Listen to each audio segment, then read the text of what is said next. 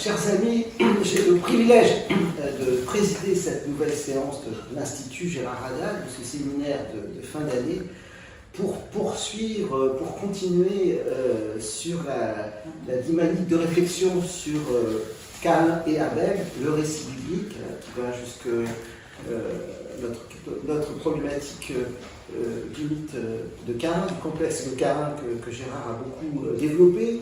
Alors peut-être après ce déjeuner au bord de l'eau, après ce moulin qui effectivement nous a accompagnés au cours du repas, peut-être le moulin intellectuel qui a à nouveau tourné, alimenté grâce à la source de notre ami Gabriel Verret. Gabriel Verret, je suis très heureux de... Peut-être c'est la première fois que je préside une séance où il intervient, et signalons que Gabriel a été mon collègue à la maison d'édition Salvator, on m'a un peu introduit d'ailleurs. Et je suis très heureux de pouvoir lui passer la parole pour évoquer un livre, justement, L'Ange et la Bête de Cécile Husser. Cécile Husser qui a été qui a agrégé de lettres classiques et qui enseigne à l'université de Marne-la-Vallée. Et nous ne sommes pas là simplement dans une approche simplement biblique, mais également qui nous emmène sur le terrain infini de la littérature, à travers les siècles.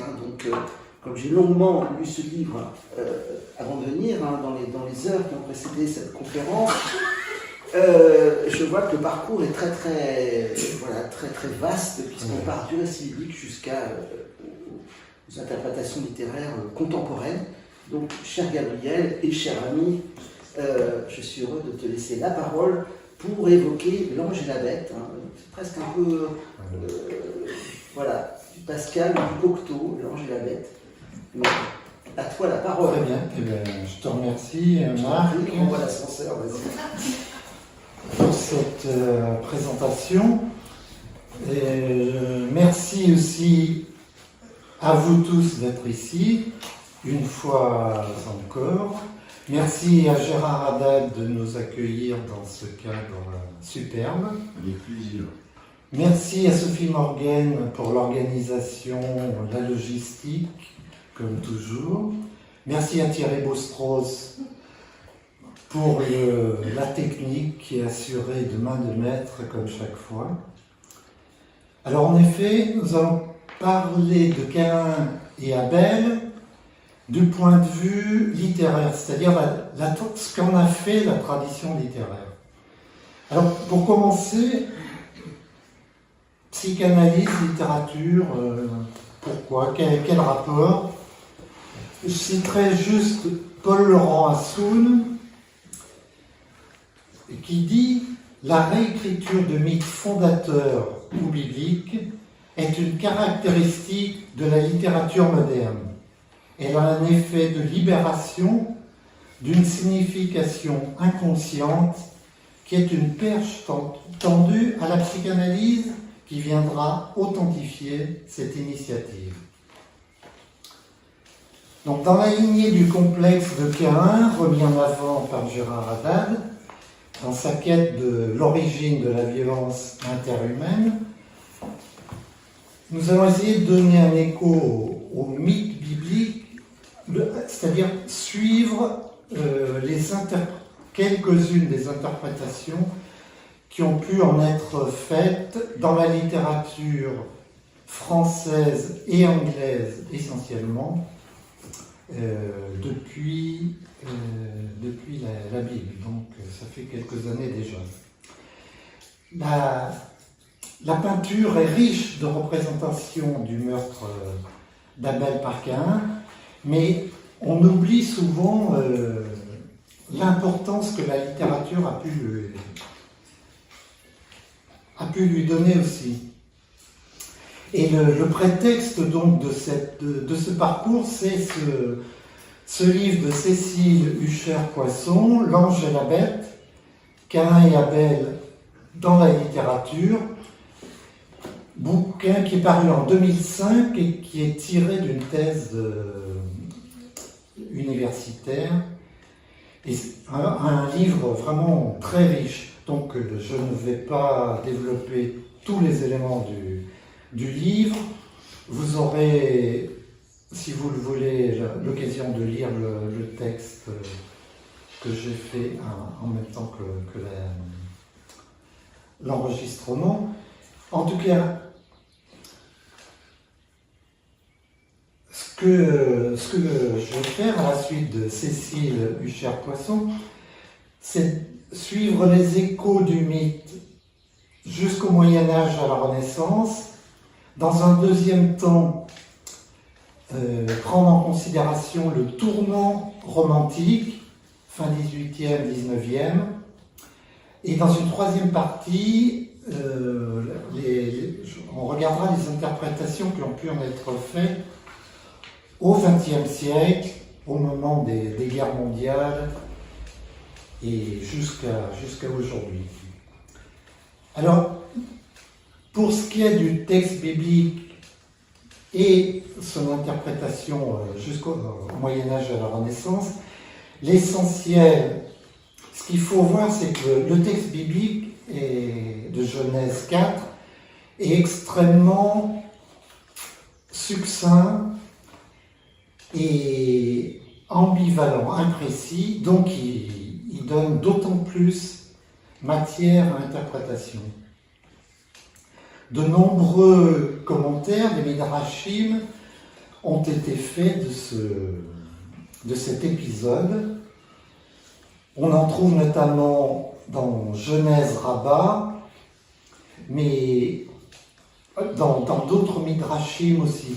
Je vous recommande ce livre aussi, Caïn et Abel, Claude Birmont, Charles Mopsic et Jean Zaclade, particulièrement parce que Charles Mopsic donne toutes les références dans les interprétations talmudiques, éventuellement kabbalistiques, du texte de Genèse 4.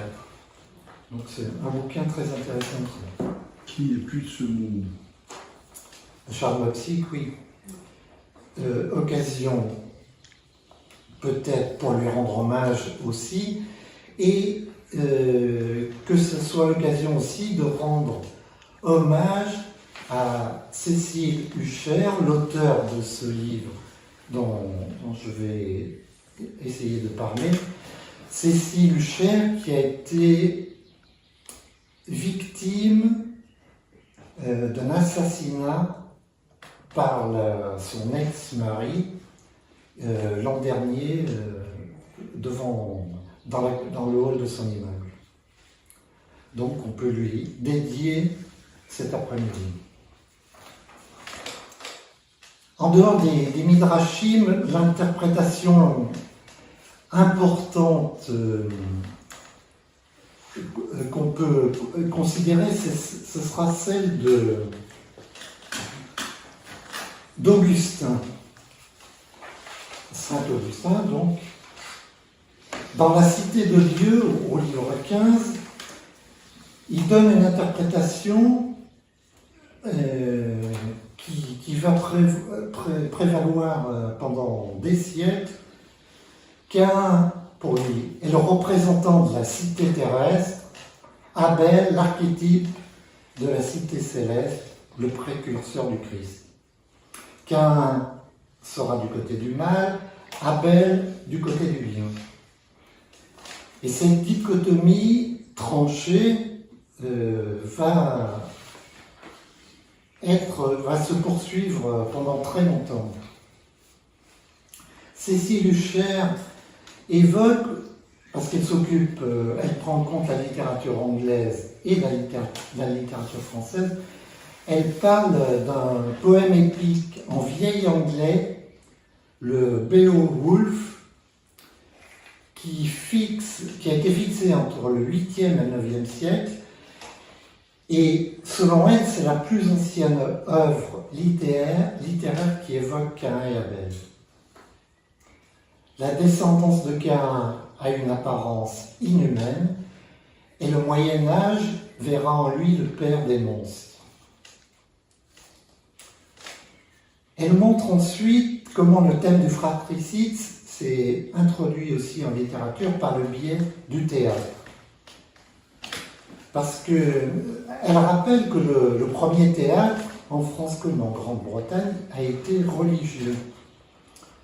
On représentait lors des fêtes religieuses les mystères, la nativité, la résurrection, à la fois dans les églises, dans les couvents, mais aussi à l'extérieur, sur la place publique.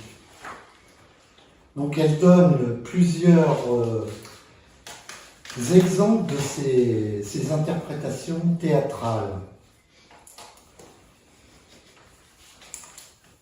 Et là, à la Renaissance et avec la Réforme notamment, un tournant se produit. À partir du XVIe siècle, les questions que se pose la Renaissance contribuent à faire évoluer le mythe. La question du pouvoir politique, notamment, s'y greffe. Par exemple, chez Martin Luther, Caïn devient le chef de file des catholiques. Les deux frères deviennent les représentants de deux églises concurrentes. Caïn représente les catholiques, Abel les réformés. Pour Luther, Abel est le héros véritable du récit.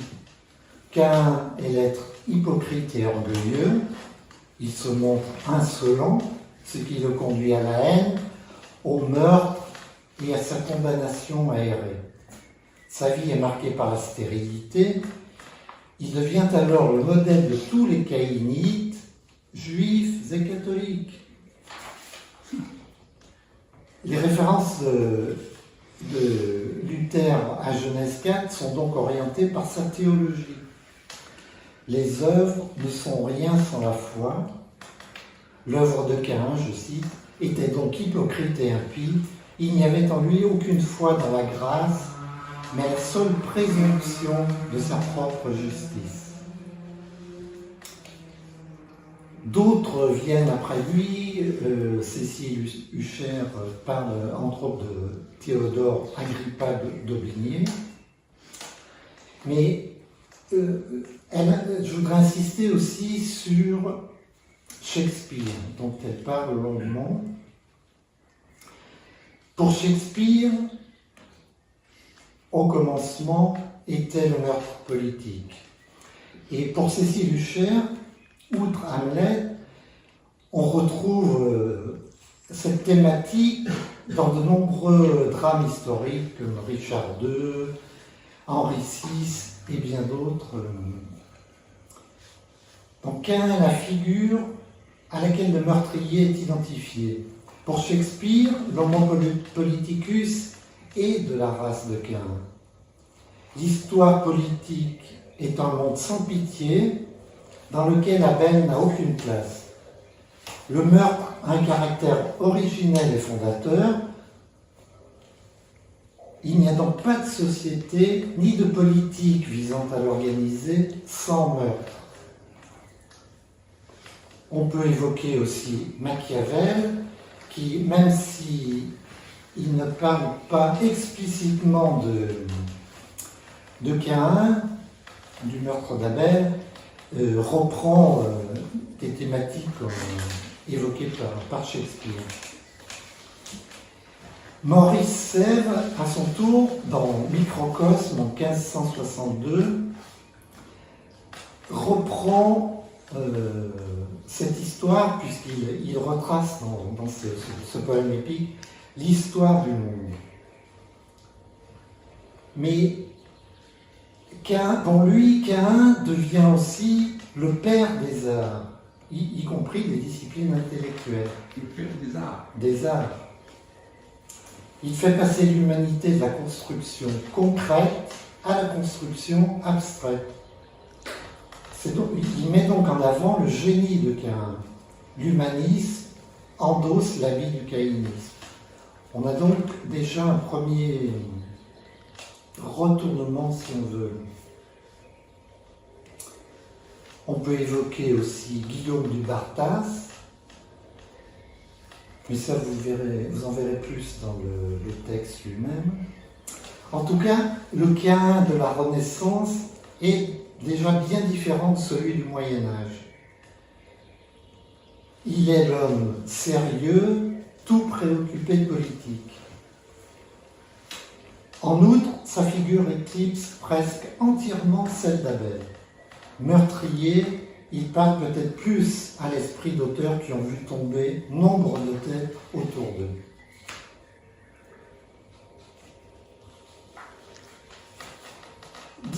Au XVIIe et XVIIIe, selon la recension qu'a pu faire Cécile Huchard-Poisson, on trouve très peu d'évocation du récit de Caïn, du récit biblique de Genèse 4 en littérature.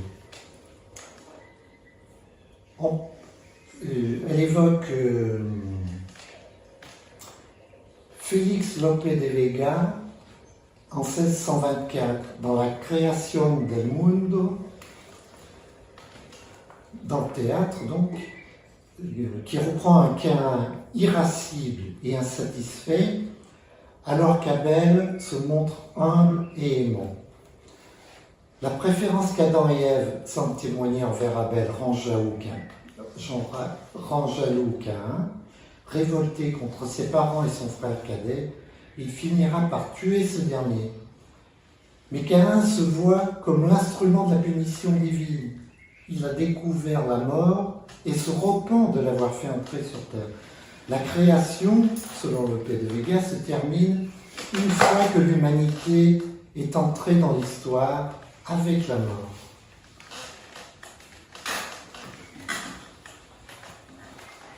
Cécile Huchard-Poisson évoque encore les sonnets chrétiens de Laurent de Rolincourt, 1677, qui rapproche Abel de la figure du Christ, de l'agneau immolé. Abel emprunte la voie du Christ, mais il ne la parcourt pas tout entière pour autant. Elle évoque aussi, vers la fin du XVIIIe, plusieurs œuvres qui mettent en avant la mort d'Abel, elle évoque Métastase, un oratorio de Métastase, la morte d'Abel, et surtout Der Tod Abels, en 1758, de Salomon Gessner, un drame lyrique. Elle évoque aussi Vittorio Alfieri, mais elle s'intéresse surtout à Gessner. Der Tod Abels, parce qu'elle y voit une inspiration pour les romantiques.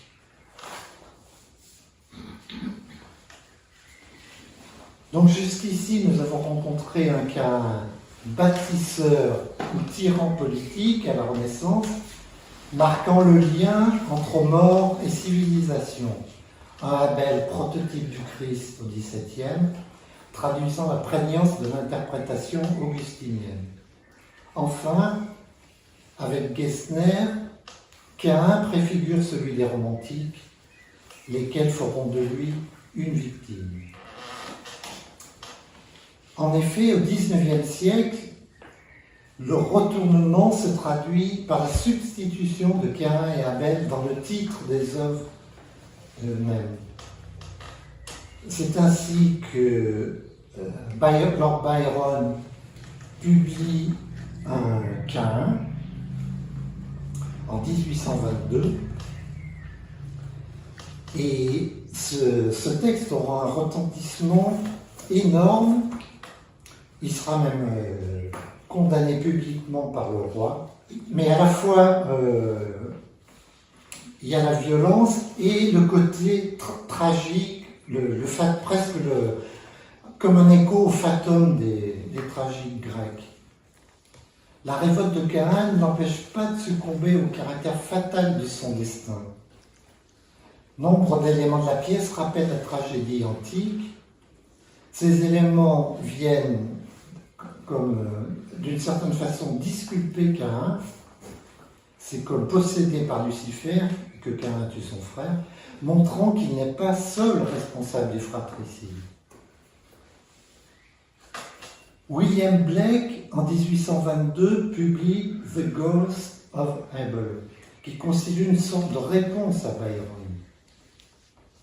Pour Blake, seul un faux Dieu, Satan, peut pousser l'homme à crier vengeance, et seul un faux Dieu peut faire payer à Caïn le prix du sang d'Abel. En France, l'influence du Caïn de Byron a été très importante. Les réécritures du mythe que lui donneront les romantiques lui doivent beaucoup. Ainsi, Gérard de Nerval, entre 1848 et 1851, publie Voyage en Orient. Dans ce volume, on a l'histoire de la Reine du Matin et de Soliman, prince des génies. Adoniram, l'architecte de Soliman, voit en songe Tubal-Caïn qui le conduit jusqu'à son ancêtre Caïn, lequel lui révèle les circonstances du meurtre d'Abel.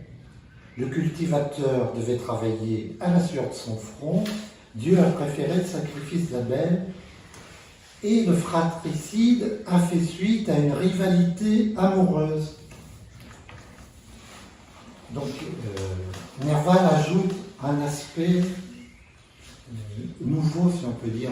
Donc, Nerval reprend les éléments principaux du mythe biblique, mais il les oriente dans un sens différent. Les explications que donne son récit vont toutes dans le sens d'une mise en cause de Dieu.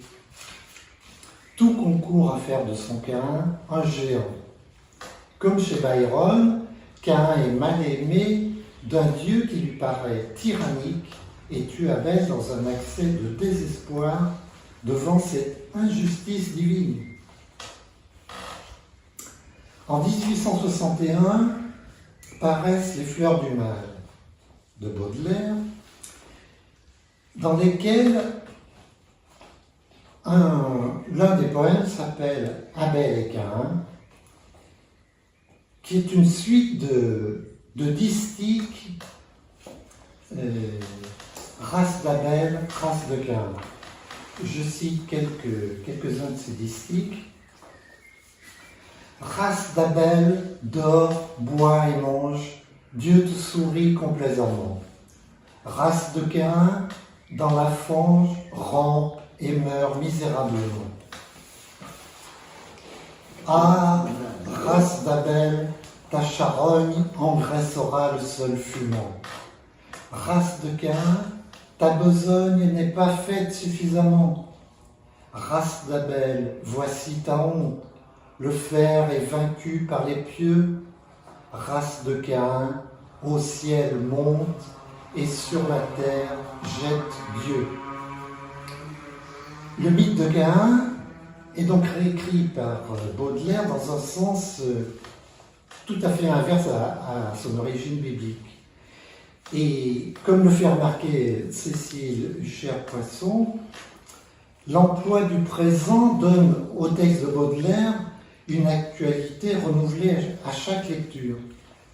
Le poète fait d'Abel un représentant de la bourgeoisie productiviste du XIXe. Caïn, en revanche, apparaît comme l'image de l'artiste révolté.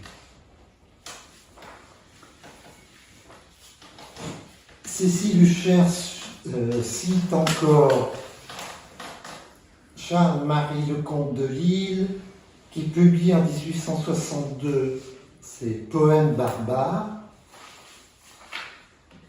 qui retrouve de nouveau les accents du Caïn de Byron. Et je voudrais en venir maintenant à Victor Hugo. À son tour, il reprend le mythe de Caïn et Abel.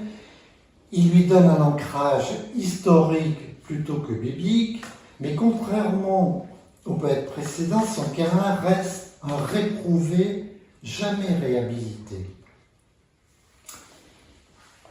Et Cécile Huchère fait remarquer que c'est dès 16 ans que Hugo introduit la figure de Caïn dans sa poésie. Il semble que ce fait soit lié à la rivalité qui l'opposait à ses deux frères aînés, Abel et Eugène. Eugène sera frappé de folie le jour des noces de Victor avec Adèle Fouché.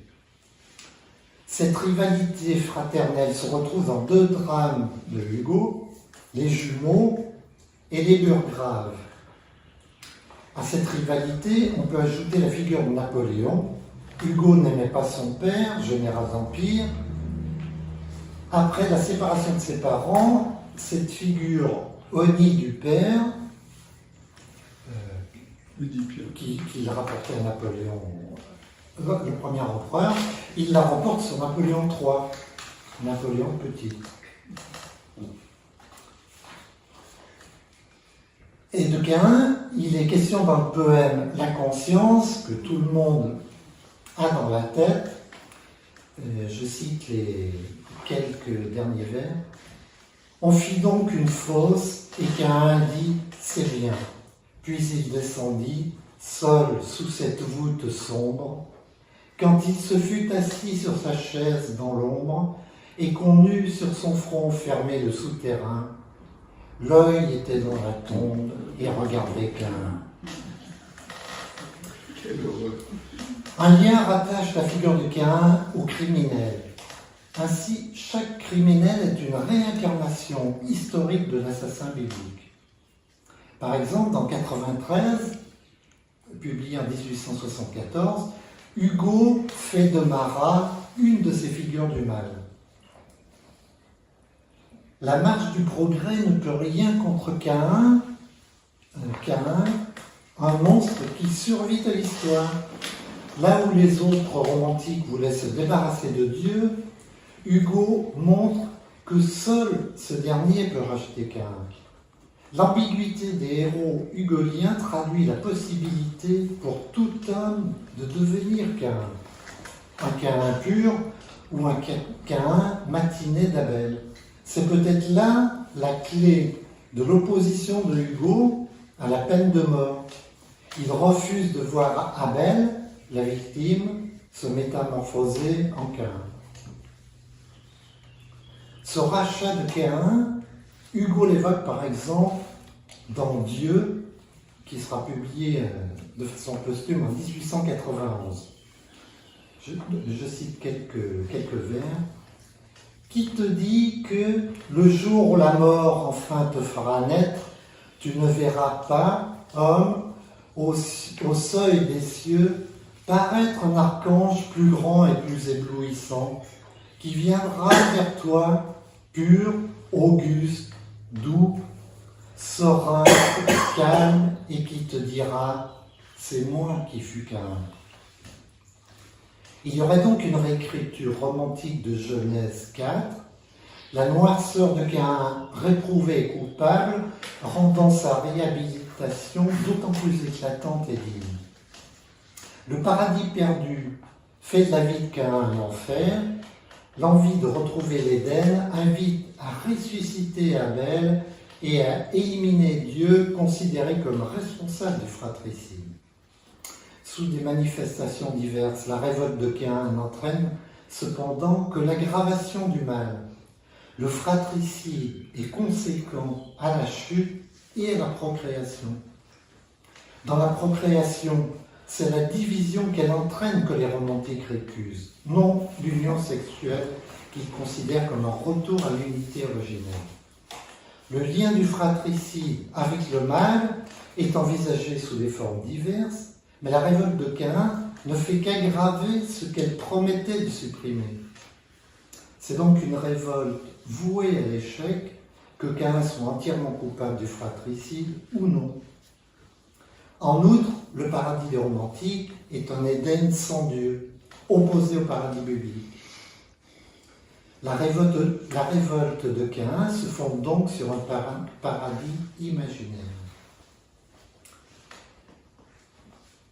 Cécile Hucher évoque aussi, notamment chez Nerval, la dimension du voyage initiatique, typique des romantiques. Mais là, je n'insisterai pas sur cet aspect. Et L'initiation de Caïn se fait en lien avec le motif de la folie. Surpris par le meurtre qu'il vient de commettre sur son frère, Caïn est pris de folie. C'est la chute intérieure pour lui. Il est envahi par l'angoisse. Hugo, dans La fin de Satan, publié en 1886, fait de la fuite de Caïn dans l'espace la marque de l'horizontalité. Pour Hugo, le temps de la verticalité viendra avec la construction de la ville, Enochia, et de la civilisation. Mais en dépit de leur travail, les hommes éloignés de Dieu vivent dans un monde de plus en plus mortifère. La vie terrestre infernale de Caïn le conduit à se réfugier sous terre, dans le caveau, qui est l'inverse du ventre maternel. Chute et ascension se retrouvent chez Baudelaire. La race d'Abel ignore l'absolu et vit dans l'horizontalité sur le plan terrestre. La race de Caïn traduit la révolte et le désir d'élévation. L'univers terrestre reflète la condition de réprouvé de Caïn. Il n'a pas d'autre choix que de partir à la conquête du ciel. Byron, avec son Caïn, a donc donné un nouvel élan littéraire au mythe de Caïn et Abel. Révolté contre un dieu tyrannique qui préfère son frère, Caïn se voit justifié, mais le Caïn romantique n'a pas l'envergure d'un véritable initié ni la dimension d'un titan. En fin de compte, la tentative de renversement du rapport Caïn et Abel par rapport au récit de Genèse 4 n'a pas réussi. Pour Cécile Huchère-Poisson, elle a pourtant contribué à maintenir vivant le mythe et à le naturaliser en faisant disparaître sa dimension surnaturelle. Caïn et Abel serviront désormais à penser les rapports humains inscrits dans le temps et l'espace. Les sciences humaines vont s'emparer du mythe pour en faire une clé de lecture de la modernité.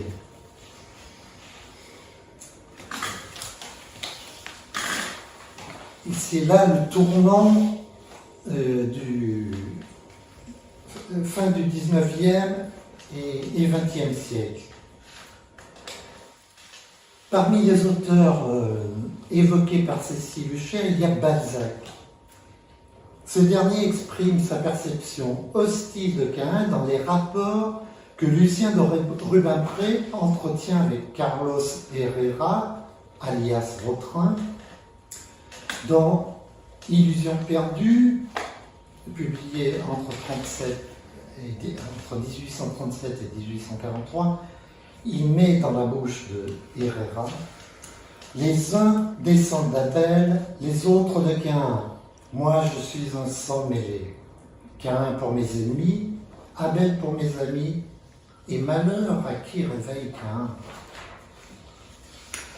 Dans Splendeur et misère des courtisanes, publié entre 38 et 47, Lucien de Rubempré rédige une lettre juste avant son suicide.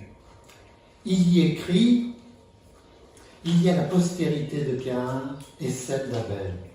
Dans le grand drame de l'humanité, c'est l'opposition.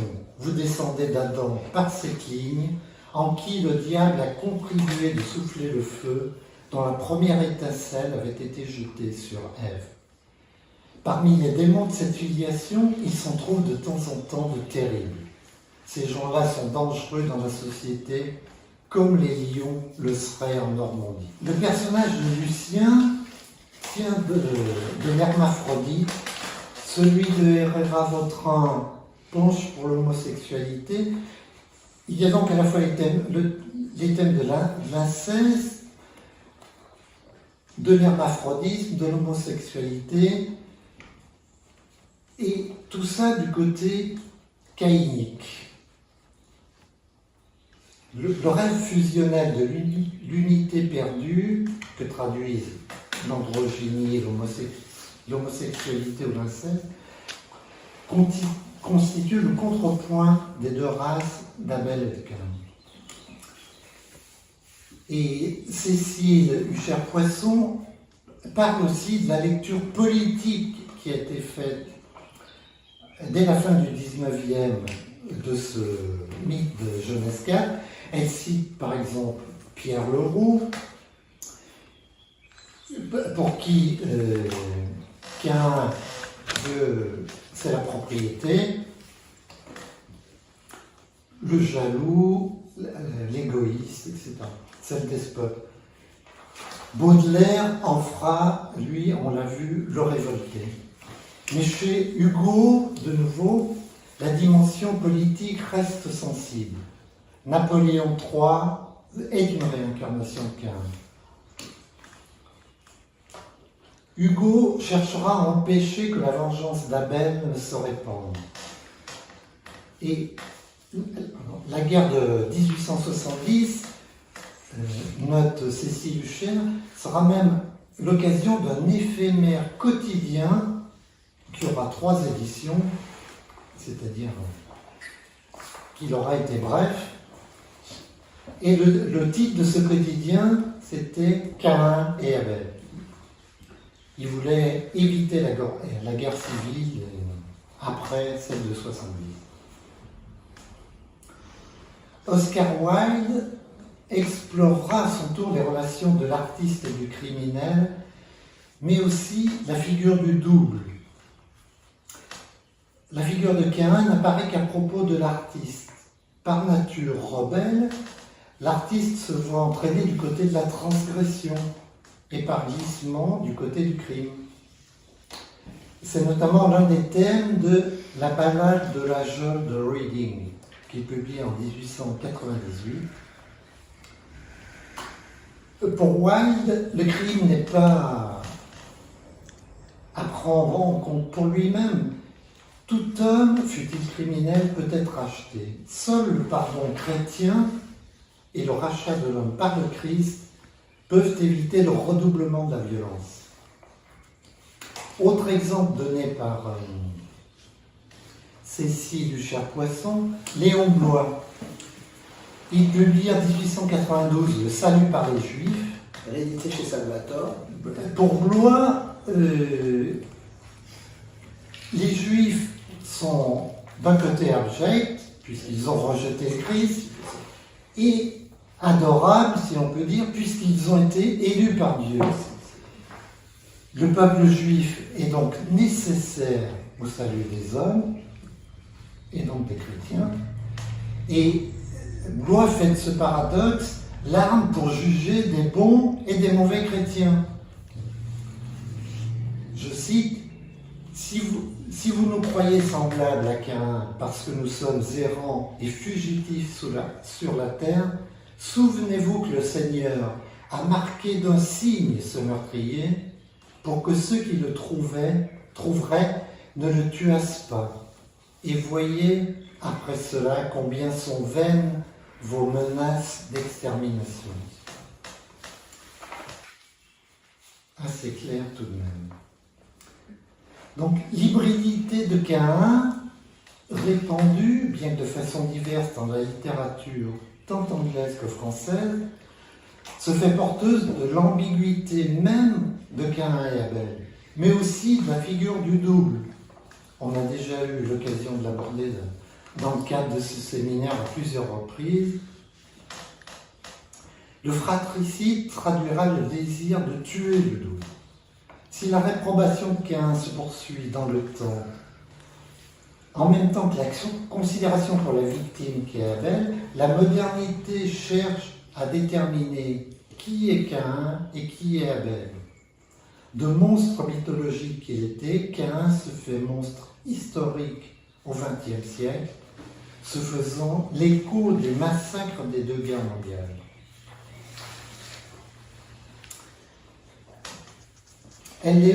Cécile Huchard évoque le mythe de Genèse 4 sous l'angle de la psychanalyse ensuite.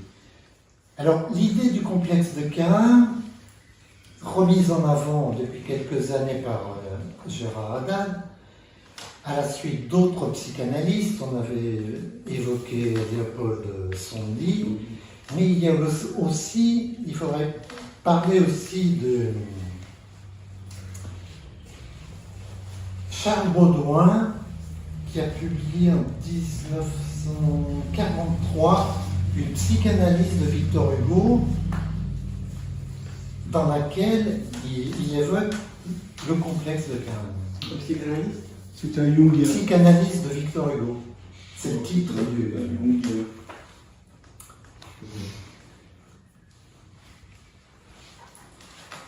Oui, donc, à propos de Victor Hugo, Charles Baudouin attira l'attention sur les thèmes de la jalousie et du complexe de supériorité.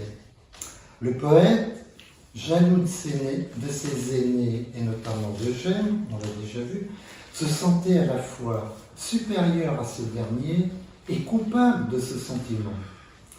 Le thème de la jalousie a été largement traité dans la littérature dès la fin du XIXe, en Grande-Bretagne, en France, mais aussi en Allemagne, où Cécile Lucher évoque deux Caïns, un de Gustav Castrop en 1880 et un de Ludwig Weber en 1886. Deux Caïns qui entremêlent gémellité, ça c'est peut-être un aspect nouveau, jalousie et différenciation.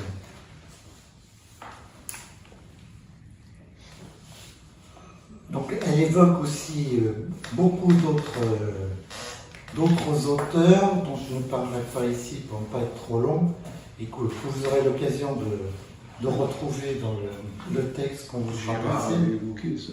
Gémellité, double et À propos de gémellité, Cécile Lucher parle de Michel Tournier qui en 1974 a publié Les Météores. Ce roman évoque la rivalité liée à la gémellité, justement. Pour Paul, l'un des jumeaux du roman, tout homme sans jumeaux est fratricide. Dans l'humanité, seuls les jumeaux sont innocents. Je cite un passage qui est très intéressant. Pour ceux qui ne se souviennent pas de Météore, tout homme a primitivement un frère jumeau. Toute femme enceinte porte deux enfants dans son sein. Mais le plus fort ne tolère pas la présence d'un frère avec lequel il faut tout partager. Il l'étrangle dans le ventre de sa mère et, l'ayant étranglé, il le mange et vient seul au monde, souillé par ce crime originel, condamné à la solitude et trahi par les stigmates de sa taille monstrueuse. L'humanité est composée d'ogres, d'hommes forts, oui, avec des mains d'étrangleurs et des dents de cannibales. Et ces ogres, ayant par leur fratricide originel déclenché la cascade de violence et de crimes qui s'appelle l'histoire, errent de par le monde, éperdus de solitude et de remords. On retrouve aussi ce thème de la gémellité dans Pierre-Emmanuel, le grand œuvre cosmogonique qu'il a publié en 1984. Il évoque de nouveau la rivalité fraternelle, mais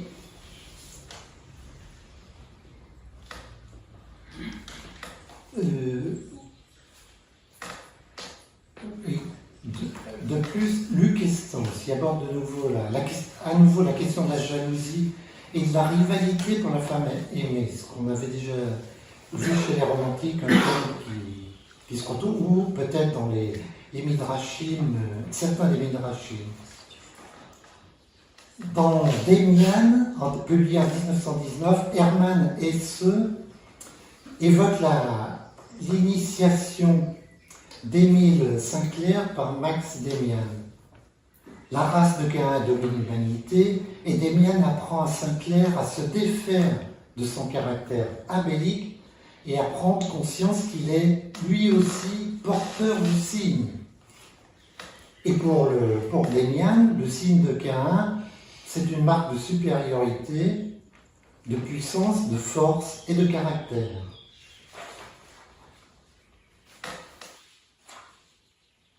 Unamuno évoque aussi le thème de la jalousie. Il évoque notamment le sentiment tragique de la vie. Vous aurez l'occasion d'en voir un peu plus long. Nombre d'auteurs après la Seconde Guerre, qui aura, après la Première, fortement marqué le XXe siècle, s'interrogent sur l'aspect apocalyptique du mal comme sur ses conséquences. Notamment John Steinbeck dans À l'Est d'Éden en 1963, Michel Butor en 1956 dans L'Emploi du temps,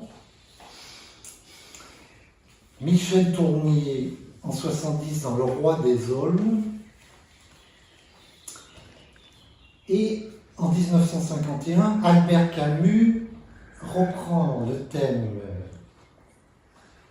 l'écho des guerres, mais pour lui aussi de la guerre d'Algérie, dans L'Homme révolté. Gérard Haddad nous en avait déjà parlé il y a 2 ans, peut-être 3 ans, 5 ans. ici même à Dimancheville. 2-3 lignes de Camus. C'est au Dieu personnel que la révolte peut demander personnellement des comptes. Avec Caïn, la première révolte coïncide avec le premier crime. L'histoire de la révolte, telle que nous la vivons aujourd'hui, est bien plus celle des enfants de Caïn que des disciples de Prométhée. Pour Camus, la race de Caïn est devenue de plus en plus omniprésente au cours de l'histoire. Il l'évoque à plusieurs reprises dans L'exil et le royaume, dans la nouvelle qui s'appelle L'Hôte, mais aussi dans Le Premier Homme. Selon Camus, la descendance de Caïn a peuplé la terre et initié un processus de vengeance et de violence. Cette évolution inéluctable sert de Camus de grille d'interprétation de l'histoire coloniale qu'il ne lit pas sous un jour politique et historique, mais à travers les figures mythiques de Caïn et Abel. Pour Cécile Huchère-Poisson, la présence importante du fratricide de Caïn et Abel dans les sciences humaines pourrait s'expliquer par le regain d'intérêt que le mythe a connu au XIXe. Et elle relève nombre de mentions du duo fraternel, tant en économie qu'en sociologie ou en histoire, tant en Amérique du Nord et du Sud qu'en Europe. Elle évoque par exemple Bronislaw Geremek, qui publie en 1991 une étude consacrée à la perception sociale des marginaux et qui l'intitule « Les fils de Caïn ». Les réécritures du mythe de Genèse 4 au XIXe et XXe, aussi diverses soient-elles, insistent toutes sur la réprobation de Caïn et sur le risque pour Abel de devenir à son tour Caïn. Selon Cécile Huchère-Poisson, ces reformulations n'en reviennent pourtant pas à l'interprétation ancienne, oubliant le tournant lié au romantisme. Ce dernier a coupé le mythe biblique de la transcendance qui lui était liée jusqu'alors pour faire de l'opposition des frères une question naturelle, sociale et politique. Le mythe survit donc en servant à interpréter les conflits les plus divers. Nous sommes aussi passés d'un partage net entre Caïn et Abel, ce qui était très clair au tout début post-biblique en tout cas, le mal d'un côté, le bien de l'autre, à une hybridité entre les deux, la limite devenant plus difficile à tracer. D'où l'importance que prend l'image du double dans le rapport de Caïn et Abel.